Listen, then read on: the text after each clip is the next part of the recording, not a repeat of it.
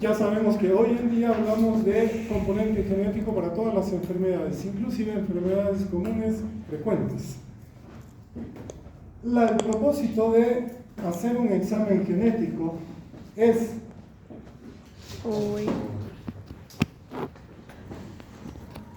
les decía, el propósito de hacer un examen genético, ahora sí, por favor, por segunda vez.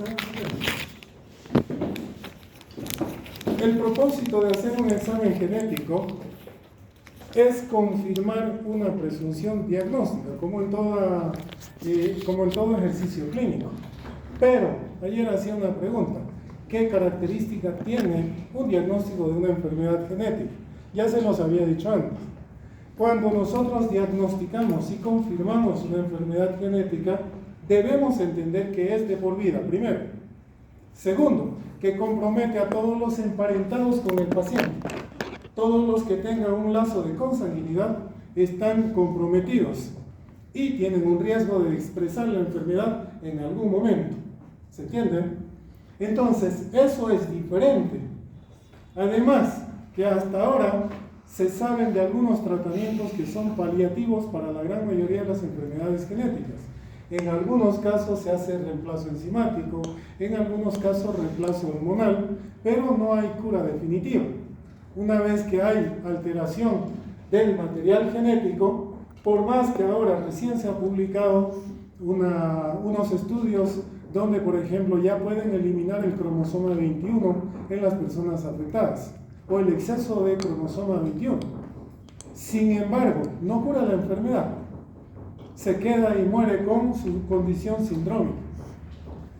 De ahí que nosotros, la idea de un examen genético es la identificación de variantes o mutaciones génicas. Les había mostrado en la clase pasada que los exámenes moleculares de genética utilizan algunas herramientas que son las enzimas de restricción. Vamos a pasar aquí.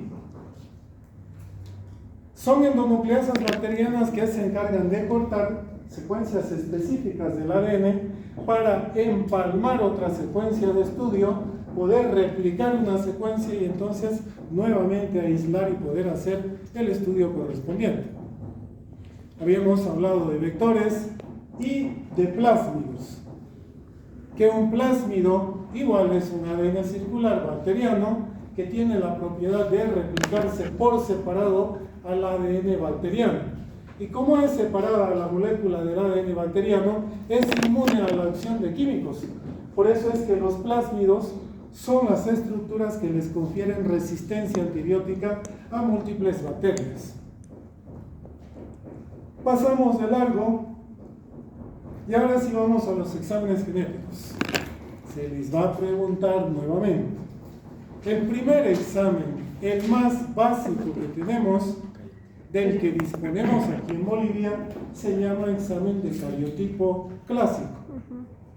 El examen de cariotipo es el número y forma de cromosomas. Entonces, cuando decimos examen de cariotipo, es examen del número y de la forma de los cromosomas. ¿Para qué nos sirve el cariotipo? Para detección de anomalías cromosómicas numéricas o de mutaciones cromosómicas propiamente dichas. Para detección de anomalías o de mutaciones subcromosómicas o regionales grandes. Vale decir que si en este momento tengo un paciente con sospecha de síndrome Turner, síndrome Down, Klinefelter, Edwards, triple X, ¿qué le pediré de rigor? Un cariotipo clásico. Uno, por el costo, porque es el de menor costo. ¿Qué característica tiene? Que utiliza células, cultivos celulares. Y ese es uno de los inconvenientes de utilizar el cariotipo. Vale decir, si en este momento tengo a esa paciente con sospecha de síndrome Turner y quiero tener el diagnóstico para mañana, no va a ser posible. Me van a hacer esperar por lo menos un mes.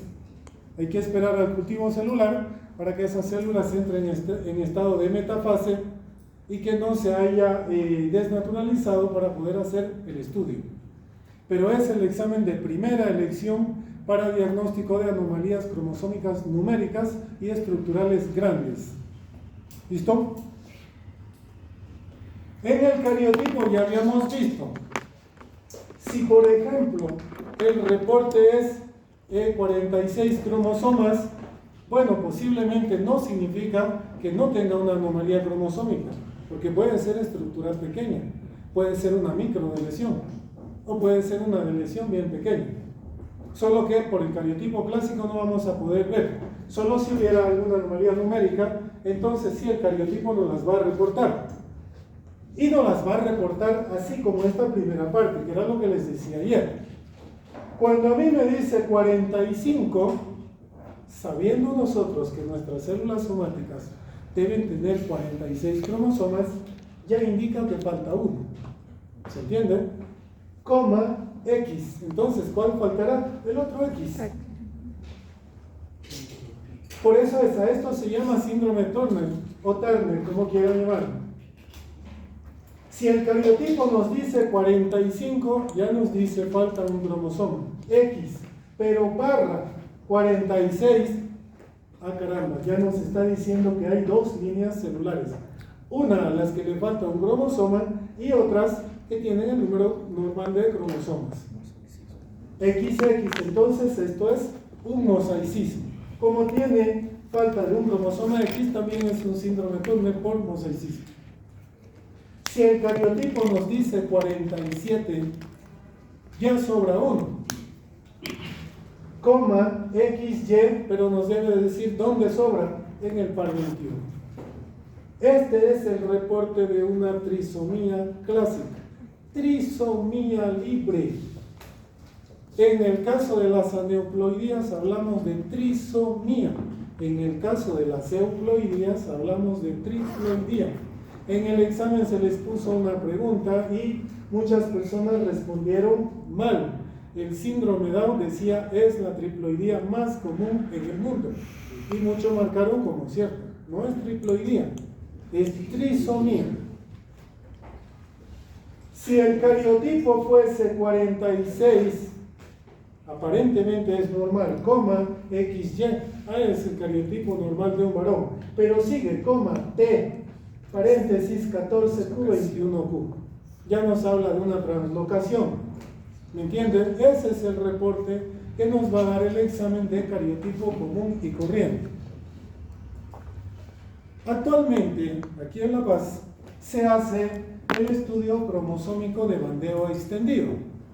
Es el mismo cariotipo clásico, solamente que a través de un sistema computarizado y una secuencia de aditivos, se amplifica la imagen cromosómica para poder hacer detección, ahora sí, de mutaciones subcromosómicas pequeñas. Ahora sí nosotros podemos ver algunas deleciones que son más pequeñas, algunas translocaciones o inversiones más pequeñas. Todavía mutaciones puntuales específicas no podremos ver con esto. Es decir, si en este momento tenemos a un paciente con cualquier signo dismórfico, ya les había dicho la clase pasada, signo dismórfico es cualquier alteración de la forma anatómica clásica. Por ejemplo, si tengo un pabellón auricular en este momento que está corrugado o en copa, ya es un signo dismórfico de pabellón auricular.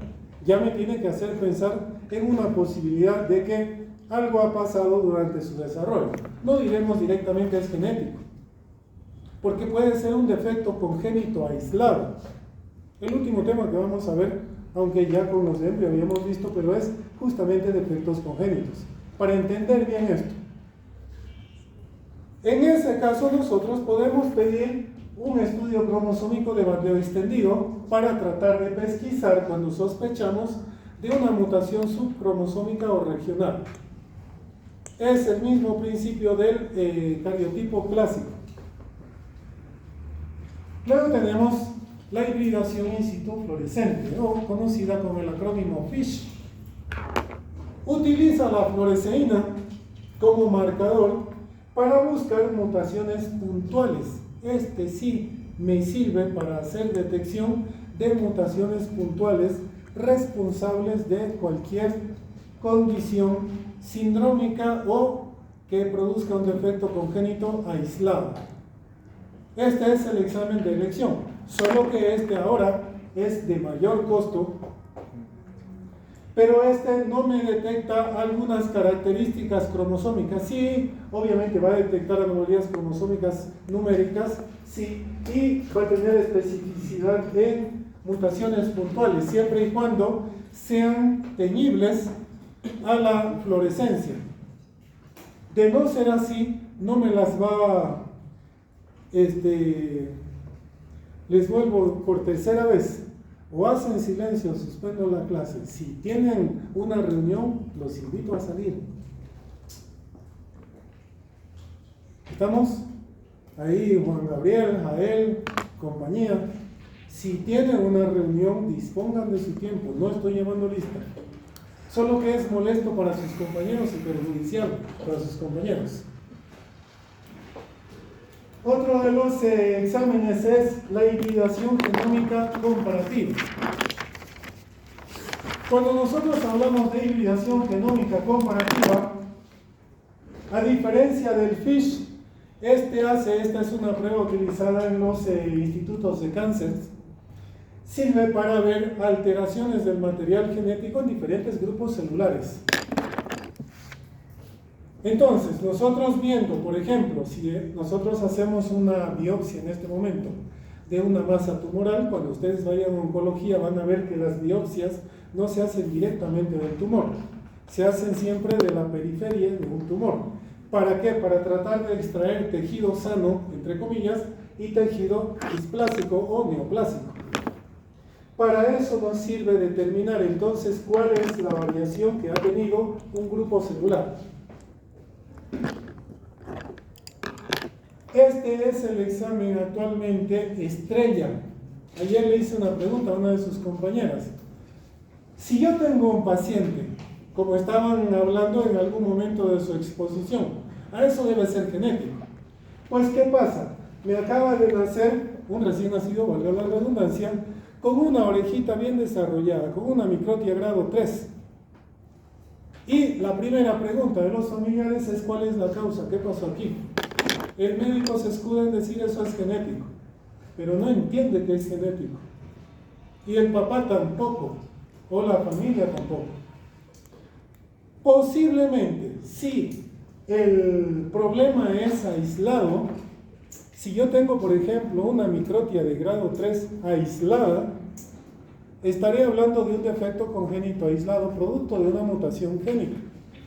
Como no sé cuál es la mutación responsable, en ese caso sí, a ojo de buen cubero, nosotros pedimos un microarray cromosómico. Este es el examen de primera elección para identificación de mutaciones en caso de defectos congénitos. Ahora, obviamente, ustedes como médicos, si tengo yo un paciente recién nacido con microtia de grado 3, lo correcto sería que hagan o pidan una valoración por genética. ¿Qué va a ser genética? Va a descartar una condición sindrómica. ¿Qué condición sindrómica? A ver, con microtias de grado 2 y de grado 3. Pueden buscar en este momento síndrome de Goldenhar, síndrome de Treacher-Collins. Creo que ya expusieron sobre eso, ¿verdad? ¿O no? ¿No expusieron? A ver, busquen un síndrome de Treacher-Collins, se escribe, o síndrome de Goldenhar con H.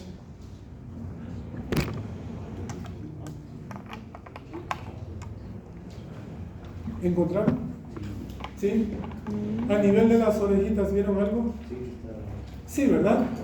Entonces, fíjense, un signo dismórfico me permite buscar una condición sindrómica. Si yo sé que es una condición sindrómica, debo comenzar a hacer todos mis exámenes complementarios. Por ejemplo, en un Treacher-Collins, yo haré en este momento un barrido ecográfico renal para ver por qué por lo menos un 10 a 20% tienen anomalías renales asociadas. Lo mismo que el Goldenhar. Y ni qué decir de anomalías cardiológicas y de otra índole. ¿Me entienden? Entonces, con eso yo comenzaré a hacer mi diagnóstico. Pero, ante la ausencia de ese criterio diagnóstico, de lo que he hecho mano es de un microarray cromosómico. para tratar de identificar la mutación responsable, ya sea puntual, ya sea subcromosómica o regional o ya sea cromosómica. En el caso de la PCR, que era la otra corrección que hacía ayer, es un examen, uno de los exámenes genéticos estrellas en este momento, para hacer detección de genomas bacterianos o virales, es decir, para diagnóstico de infecciones o de enfermedades infecciosas. Por eso es que este fue nuestro examen estrella en el COVID. Se hacía una PCR justamente para diagnosticar o para confirmación diagnóstica del COVID. No la proteína C reactiva, sino la reacción en cadena a la polimerasa. Consiste en obtener un fragmento minúsculo de ADN, replicarlo y comenzar a hacer la expansión para estudiar el comportamiento y el grado de mutación que pueda tener esta hebra de ADN. La PCR se lleva a cabo en 3 fases, es posible que le pregunte, está en su libro. Uno es la desnaturalización del ADN, otro es la alineación de segmentos específicos o secuencias que se llaman iniciadoras, y a partir de ahí hacer la elongación repetitiva de esos fragmentos. Está en su libro, eso es de Thomson Thomson. Esta PCR tiene algunas alternancias, puede ser cuantitativa. La PCR cuantitativa permite amplificar y medir la cantidad de ADN o de ARN de una muestra. Se utiliza igual para diagnóstico de enfermedades infecciosas.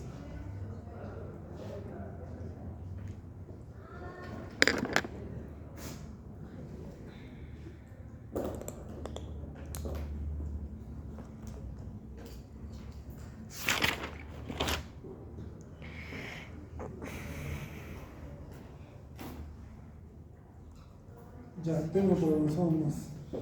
Listo. Okay. No.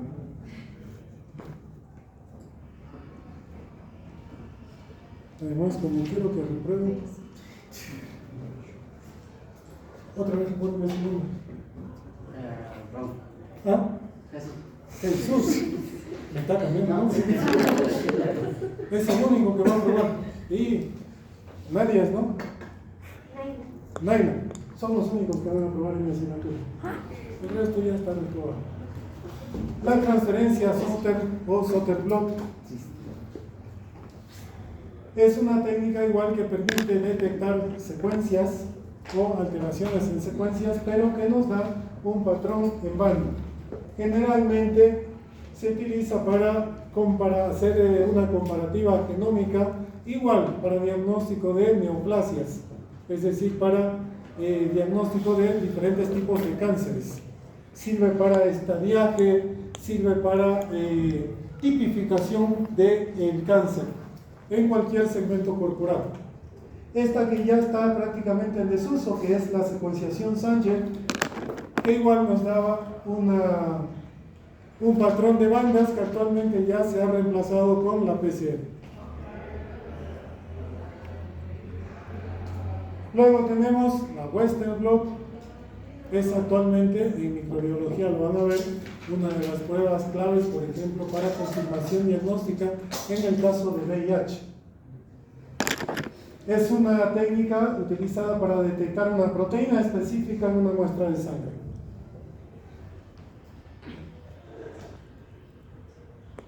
Igual, actualmente es empleada en el diagnóstico de enfermedades infecciosas, sobre todo virales. Y luego teníamos la CRISPR, que es la técnica que nos permite la manipulación genética, porque permite la edición del ADN, es decir, la lectura base por base nitrogenada y la modificación de estas. ¿Cómo no supo mi papá de la CRISPR en su tiempo? Así me hubiese hecho cabello largo y no pelón. Se puede. Claro que sí. Permite la modificación genética. Listo. Pasemos a esto. Esto es lo que nos tiene que entretener hoy. Fíjense ustedes, no sé si da para que puedan ver la pizarra. Simbología universal para representar a un varón o sexo masculino es un círculo con una flecha hacia arriba, ¿verdad? Eso la conoce todo el mundo, pero esa es una representación individual. Vale decir que si yo quiero en este momento representar a un paciente y no poner sexo masculino, directamente hago esto. Pero para efectos de elaboración de un genograma, esto es lo mismo que representar con un cuadro. Eso significa varón. También una simbología universal para representar a una mujer o a cualquier persona del sexo femenino es esto. Esa es una representación individual. Para efectos de elaboración de un árbol genealógico, directamente un círculo. Para sexo indefinido o indeterminado, generalmente se utiliza un rombo.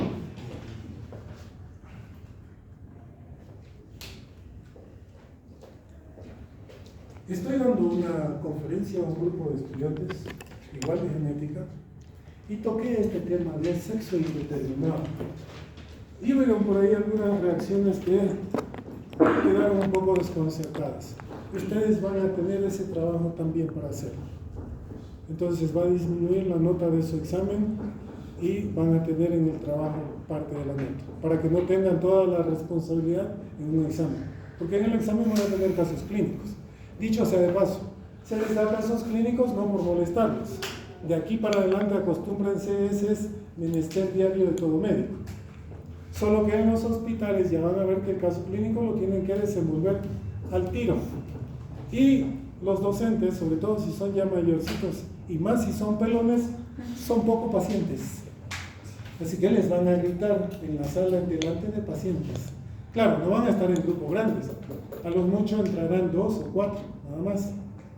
Y entonces la cosa es un poco más... Por eso es que vamos familiarizándonos. Ahora bien, ¿cómo es que nosotros elaboramos nuestro árbol genealógico? El árbol genealógico es la diagramación de una historia clínica, pero no personal, ahora es familiar, ni siquiera de una familia nuclear, sino de un linaje familiar.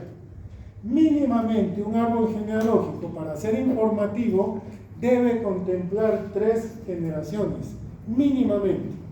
Lo ideal es que sean 4 a 5 generaciones. Si nosotros sabemos elaborar o aprendemos a elaborar un árbol genealógico y sabemos interpretarlo, créanme que con una sola visualización rápida vamos a poder tener el panorama de toda una familia. A eso vamos.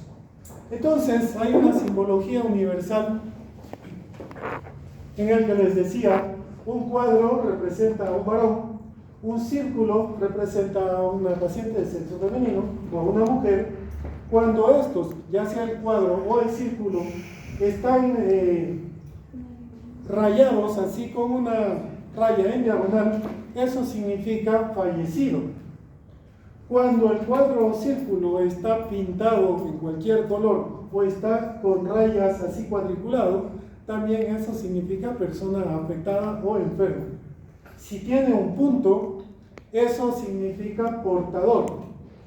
Si tiene una raya con diferentes colores, eso significa que de repente es afecto de más de una enfermedad, como vamos a ver enseguida. Si tiene un encierre entre corchetes, eso significa de repente hijos adoptivos. Cuando hay hijos adoptivos, obviamente cuando hay un árbol genealógico, cuidado, incluyan animales. Digo esto porque muchas veces pacientes ya mayorcitas van a decir, tengo 2 hijos, pero son de 4 patas. Y entonces los toman como hijos. Si estas simbologías están unidas por una doble raya, eso implica consanguinidad. Y en los casos de embarazos múltiples, vamos a ver más adelante. ¿Cómo vamos armando? Si nosotros queremos representar un grupo, por ejemplo, de una misma generación de hermanos, y no tenemos nada que destacar en ese grupo, podemos representar, si todos han sido varones, de repente solo con un número, lo mismo que para el caso del sexo femenino. En alguna literatura dice que se marca o se debe señalizar a la persona que da los datos. Eso es error. Se señaliza o se marca siempre al caso índice. Es decir, si tenemos a nuestro paciente, comenzamos con nuestro paciente y lo señalizamos. ¿Cómo es que vamos a ir armando el árbol genealógico? Para eso hay líneas de unión. Las líneas de relacionamiento conyugal o marital pueden ser de dos modos. Estoy haciendo la aclaración. Puede ser directa o puede ser una línea inferior que los enlace a los dos. Las líneas verticales se conocen como líneas de descendencia. Ahora bien, las líneas de hermandad siempre van sobrepuestas a las imágenes, porque de ahí nosotros sacamos con líneas de descendencia a todos los integrantes de una familia. Ya quisiéramos que todas nuestras familias sean así, en el que papá y mamá e hijos. Cuando veamos nuestro árbol genealógico vamos a ver que eso es un dolor de cabeza. En el caso de gemelos, ya les decía, o de embarazos múltiples, y en el caso de relaciones consanguíneas. Ahora bien, hagamos el ejercicio.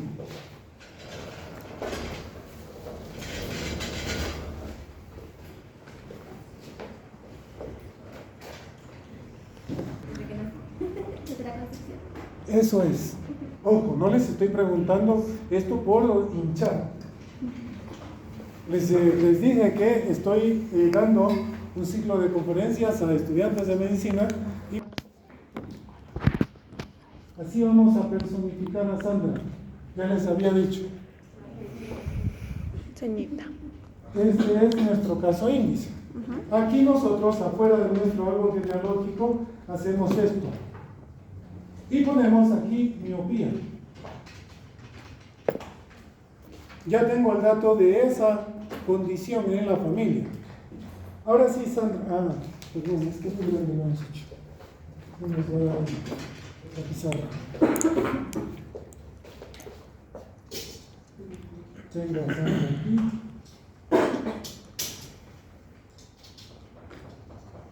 Sandra, ¿cuántos hermanos tiene? Yo soy la mayor, tengo 3 hermanas más. 3 hermanas.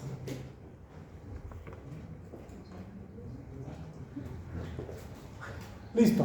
Ahí estoy graficando a los de la generación. Sandra, ¿todas las hermanas son hijas del mismo papá y mamá? ¿Sí? Entonces aquí tenemos a papá y aquí tenemos a mamá. ¿Viven juntos actualmente?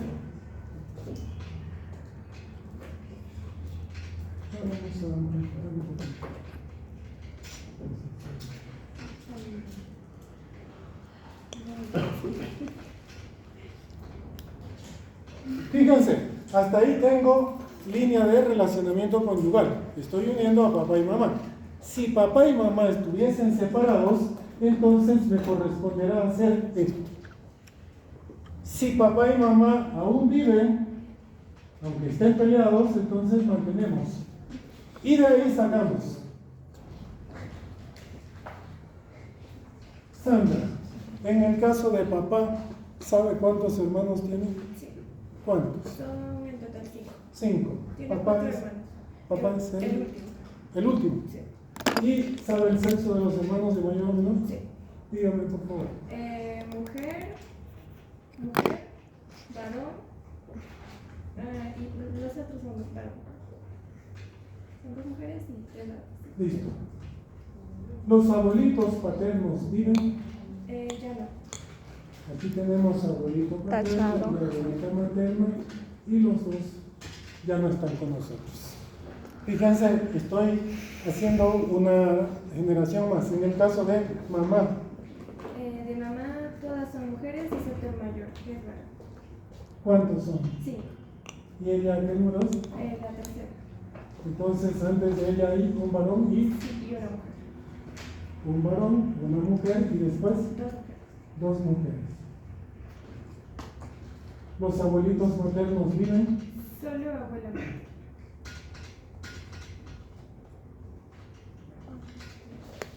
Listo. Como usted está aquí, ¿alguien de los hermanos o de las hermanas tiene hijos o descendientes? Ya. ¿Alguien está en una relación seria, firme? Ah, no, pero es que dijimos, recuerden ese nombre. Jesús está aquí. Paren, fíjense, tenemos al chequeo Jesús. Ya hay una relación. Y cuando esta relación conyugal no tiene descendencia, nosotros hacemos esto. ¿Estamos? Ahora bien, hemos armado la genealogía con 3 generaciones, que es lo mínimo. Ideal serían 4 o 5. Pero ahora vamos a ver aquí. Resulta que Sandra lleva a Jesús a la casa. Papá, mamá, te quiero presentar a mi media toronja. Y lo presenta. Más de un rato, abuelita materna le dice: Sandra, ven para acá. Mi hijita, no puedes con Jesús.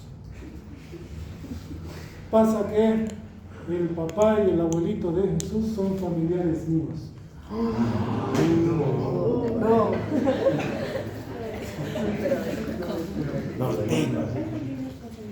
Cuando tenemos consanguinidad, ya sabemos que hay un riesgo grande. Consanguinidad se representa así. Pero eso dijo abuelita materna. Vamos a suponer que después llama a mamá y le dice: no te preocupes, ese no es tu papá. Resulta que tú eres adoptado. Y listo, se acabó. Seguimos con la novela. Vamos. Ahora tenemos que enumerar generaciones. Vamos a suponer de que aquí, producto de una travesura, ya tenemos algo, producto. ¿Y qué significa? Ponga atención a ser papá. Entonces, fíjense, comenzamos a enumerar las generaciones. Hemos partido de Sandra, es nuestro caso índice. Y ahora nosotros tenemos una genealogía con 4 generaciones. La enumeración de generaciones siempre se hace en números romanos. Aquí tenemos la primera generación, aquí la segunda generación, aquí la tercera generación y vamos a suponer que esa sea la 4ª generación. Para la enumeración de los integrantes de cada generación se utilizan los números ordinales, pero hay 2 modalidades. Una, que podemos en este caso poner 2.1 con número ordinal. Hay algunos autores que lo manejan así, o la mayoría de los autores se abrevian eso y ponen 1, 2, 3 y 4. Y punto. Eso de cada generación, lo mismo aquí. 1, 2, 3, 4, 5, 6, 7, 8, 9 y 10. Y así sucesivamente. ¿Me entienden? Ahora viene el problema. ¿Por qué 2.1 arriba? No sería una. Perdón, era 1.1. Perdón. Ahora bien, a nosotros ya hemos hecho esto, lo básico, pero estamos partiendo de una característica, en este caso la miopía. ¿Me entienden? Sandra, en el caso suyo, alguien de sus progenitores, mamá, papá, usa lentes. Su mamá también tiene miopía. Abuelita materna. No. Paterna tampoco. Entre las hermanas o hermanos de su mamá, ¿alguien también? Sí, su hermana. La segunda. Ella. Listo. ¿De sus hermanas de usted? ¿Alguien también? Ya. Esto es en el caso de la miopía. Pero ¿qué pasaría si fuese una enfermedad genética grave, que sea deletérea o que sea como una morbilidad grave? Ahora, ¿dónde entramos nosotros? Aquí nosotros estamos en este momento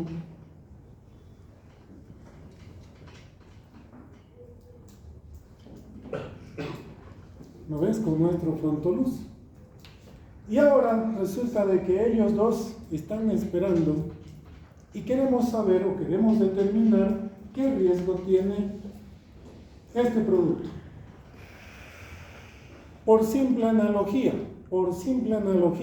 ¿qué patrón de herencia observamos ahí? Hasta este momento. Miopía. Autosómico recesivo. No hemos hecho ningún punto, no sabemos. Puede que la miopía, dependiendo del diagnóstico, porque ojo, la miopía es solo una condición, no es un diagnóstico definitivo. ¿Se entiende? Es decir, si yo tengo en este momento un paciente Down, va a ser miope también. Su diagnóstico no es miopía, sino que la miopía es una manifestación clínica dentro del espectro Down. ¿Se entiende? Si fuese solo una característica, que es muy común, una característica aislada, entonces sí. Pero si fuese una condición, como les dije, mortal, y ahora necesitamos saber, si aquí tenemos a la mamá y además tenemos a otra persona de la generación 2, y ahora tenemos a ella, no sabemos de esto, en este momento esto es nuestra incógnita.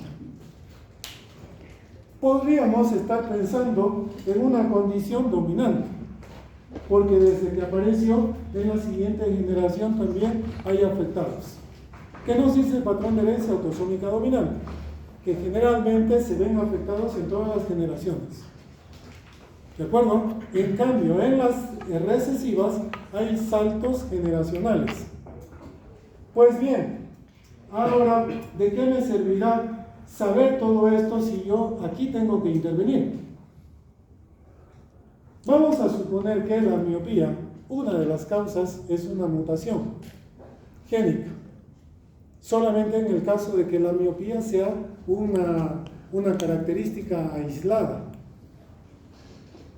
Si fuese así, nosotros tenemos que hacer un estudio genético. Si esto fuese no una miopía, si fuese una enfermedad grave